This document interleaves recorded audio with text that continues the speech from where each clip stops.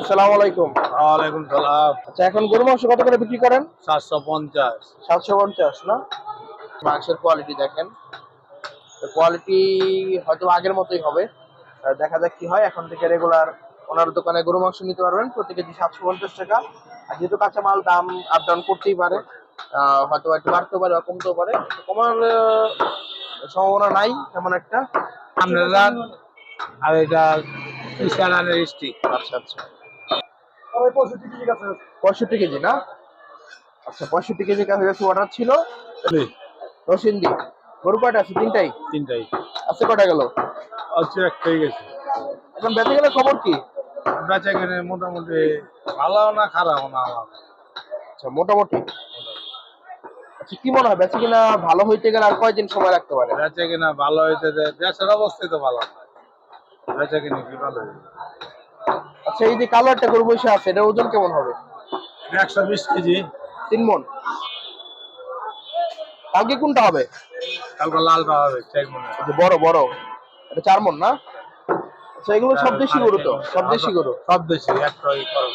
আচ্ছা, ওই যে দেশি দামুর যেটা, এটা ওজন কেমন আসতে পারে? ওইটা 100, 3.5 মনের। পরিমাণ কতটুকু? কেজিতে 200 গ্রাম করে।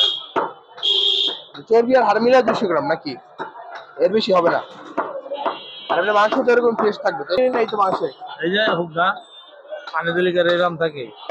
সেই হচ্ছে মাংসের কোয়ালিটি, বেশ চমৎকার। চাইলে দেখে শুনে নিতে পারবেন। আমি পানি দিই না, কিছু দিই না গোস্ত। আচ্ছা, এখানে তো এটা দিল্লি তাই না? হ্যাঁ। দিল্লি কত এটা?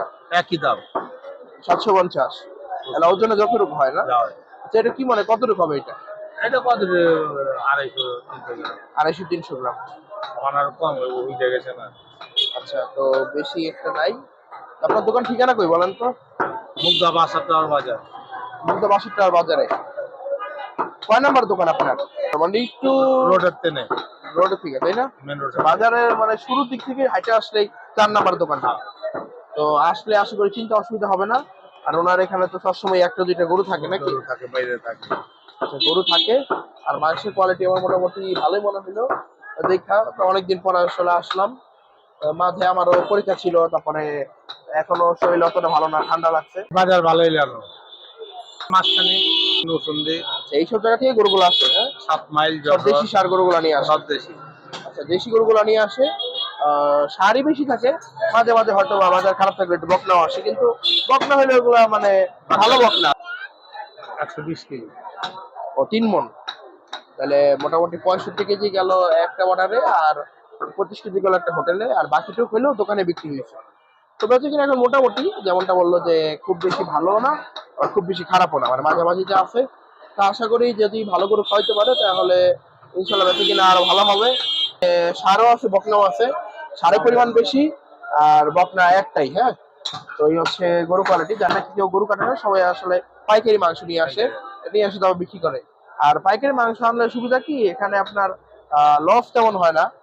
কারণ ওরা তো কেজি ধরে কিনে নিয়ে আসে। ধরেন একটা গরু ধরলো 3 মণ, এখানে যদি 10 কেজি বা 5 কেজি কম হয়ে যায় তাহলেই তো লোকসান। কিন্তু যারা পাইকারি নিয়ে আসে তাদের কিন্তু কোনো লোকসান হয় না, কারণ তারা মাইপা নিয়ে আসে একটা গরু। এই দামুর গরুটা যেটা কথা বললাম আর কি, উনি যেমনটা বললো যে 3.5 মণের মতো হইতে পারে। এই হচ্ছে গরু, দেশি একটা দামর গরু দেখতেছি এখানে।